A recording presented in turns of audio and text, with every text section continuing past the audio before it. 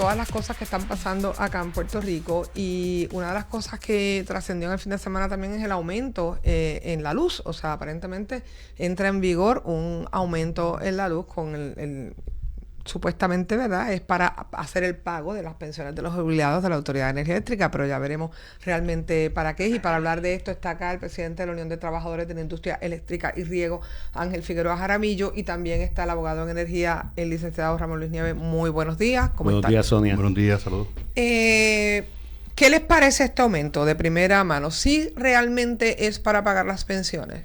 La verdad es que hay una parte, 1.92 centavos, que es para pagar las pensiones, situación que nosotros habíamos advertido que hay otras alternativas para poder cubrir esa parte, pero es cierto. ¿Cuál era la otra alternativa? Bueno, primero, la que nosotros hemos dicho el día 1, Luma se está llevando los chavos de toda la autoridad.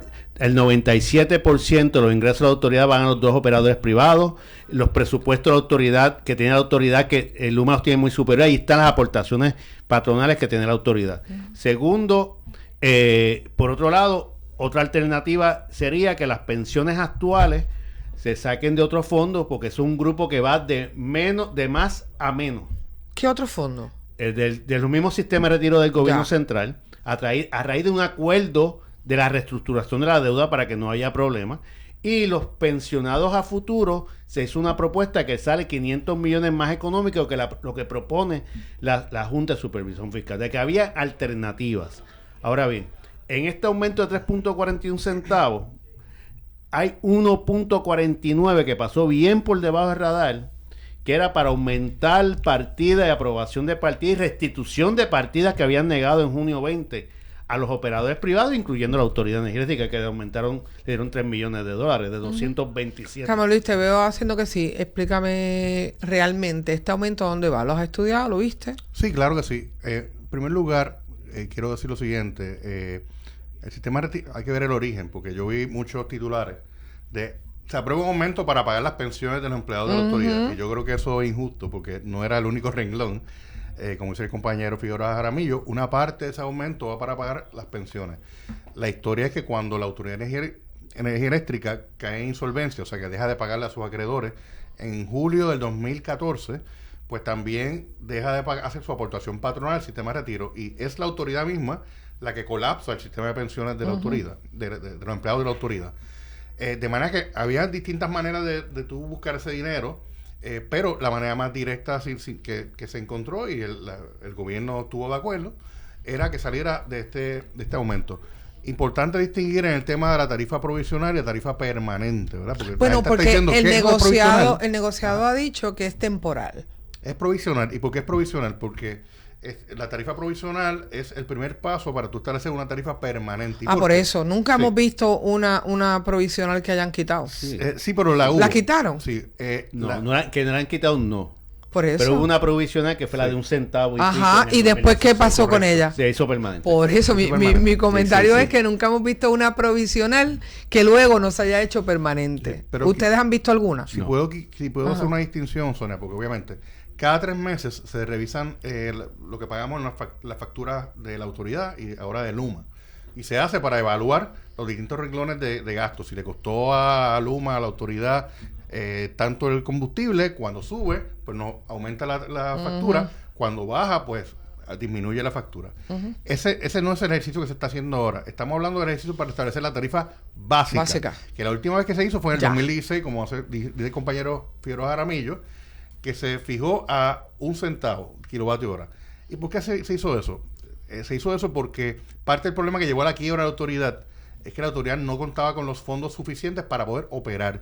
Y los fondos para operar salen de la tarifa básica. Y por 26 de la tarifa años, básica. De la tarifa básica.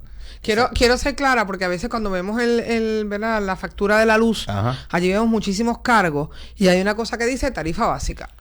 Vean su factura de Luma, hay un circulito que te dice... Donde paga menos. Donde paga menos. Esa es de ahí que se los chavos para operar a la autoridad. Y obviamente el costo de las pensiones es un costo operacional de la autoridad, y pues saldrá de ahí. Donde paga más en combustible, en compra de combustible y en pagos por violar leyes También hay un cargo. Está el CELI, El también CELI. el municipio. Y está lo de por no cumplir, hay un cargo por no cumplir con las leyes ambientales. No, bueno, hay también unos cargos de cumplimiento, pero también están los subsidios a mí me da, los que quedan. A mí me da risa porque dice, bueno, también hay un cargo de incumplimiento. Sí. No, hay un cargo de incumplimiento. Por cierto, una de las partidas que aprobó, que restituyó el negociado, es de casi $4 millones para gasto de cuentas incobrables. Yo todavía estoy buscando cómo eso trabaja, ¿verdad? ¿Cómo, Ramón Luis? Porque hay cuentas incobrables. Bueno, para empezar, y este tema, cuando estuve en el Senado, lo trabajé porque a la gente le cortan la luz. Que era el tema de que en aquel tiempo ya no se habla de subsidios. Hubo una ley de reforma de subsidios energéticos de mi autoría del 2016 que resolvió muchos de los problemas con los subsidios. Pero esa ley también tenía un renglón para el pago del gobierno.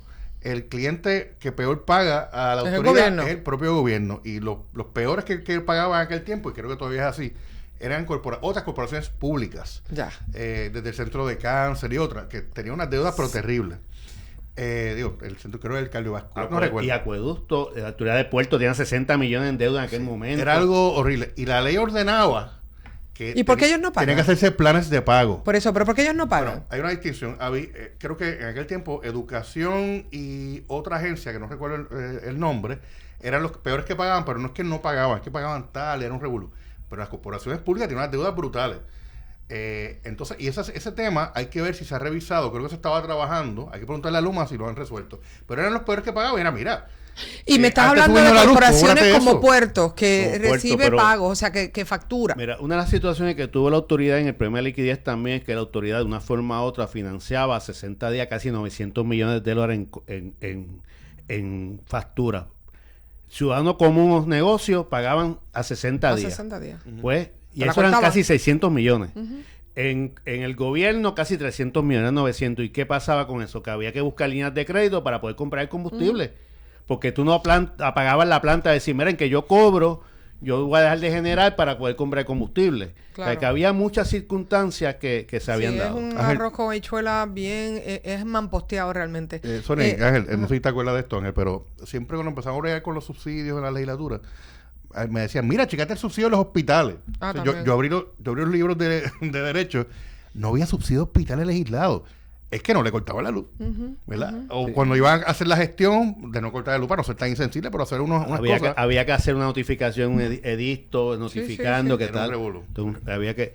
La situación que ahora mismo, fíjate, esa hay que estudiar esa resolución muy importante. Este aumento que se hace a la tarifa básica, ¿finalmente resuelve, según ustedes, la situación a largo plazo de las pensiones? En mi opinión, sí. En tu opinión, sí. Es importante porque lo que yo quiero es ver cómo se resuelve el problema, ya que lo tenemos encima, ¿verdad? Bueno, pues de aquí para adelante. Oye, vamos a vernos de cosas. A los empleados jubilados de la Autoridad Eléctrica hay que pagarle sus pensiones. Punto, se acabó. Esto no tiene más cuestionamiento. Y eso es bien importante. Mucha gente dice, ¿por qué no se hace un ajuste a la pensión como parte de un proceso de quiebra? En el caso de las pensiones se considera legalmente un gasto operacional, o sea, un gasto administrativo, tiene prioridad de pago por encima que inclusive que los bonistas. Pero no resuelve el problema que tenemos con las pensiones todos los meses. No, sí lo resuelve permanentemente. Y algo importante. O sea que no habría que coger los 25 millones de ahora en adelante. Resuelto. Y algo importante, porque entre las alternativas que se barajaron era que salieran los chavos del gobierno, ¿verdad? Del gobierno central, sí.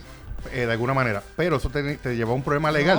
Porque los bonistas te iban a decir, bueno, pero si pagas del gobierno, págame a mí. La pensión, págame a mí también del gobierno. De acuerdo. Por eso es que yo decía que tenía que ser como parte de la reestructuración de la deuda, no como parte de un préstamo. Bueno, le quiero dar las gracias a ambos por acompañarme en la mañana de hoy. Hablábamos con Ángel Figueroa Jaramillo y Ramón Luis Nieves. Gracias por acompañarnos. Vamos a hacer una pausa. Soy Sonia Valentín, esto es El Calentón y ya regresamos.